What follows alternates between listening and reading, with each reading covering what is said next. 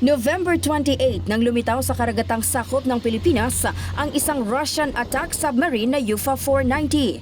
Agad nagpadala ng mga assets ang pamahalaan upang i-monitor ang galaw ng naturang submarine at alamin ang pakay nito.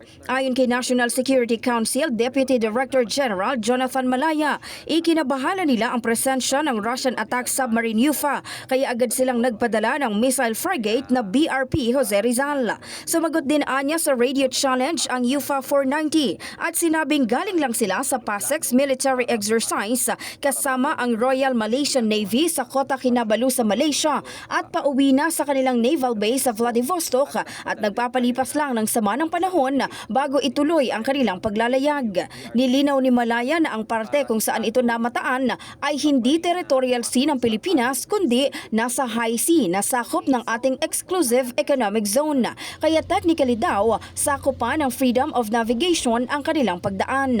Hapon naman ng November 28 nang ituloy din ng UFA ang kanilang paglalakbay at ngayon ay wala na sa EEZ ng bansa. Wala na. Umuwi din siya kaagad noong November 28. Pakatapos siyang makipag-ugnayan dahil sumagot nga siya doon sa mga radio challenges na ibinigay ng ating Philippine Navy na siyang nangungunang mag-monitor dito sa Russian attack submarine na ito. Samantala, sinabi naman ni Pangulong Ferdinand Marcos Jr. na nakakabahala ang anumang intrusion, maging ito man ay sa West Philippine Sea, Exclusive Economic Zone at sa baseline ng Pilipinas. All of that's very concerning. Any intrusion into the West Philippine Sea of our EEZ on of our baselines is very worrisome.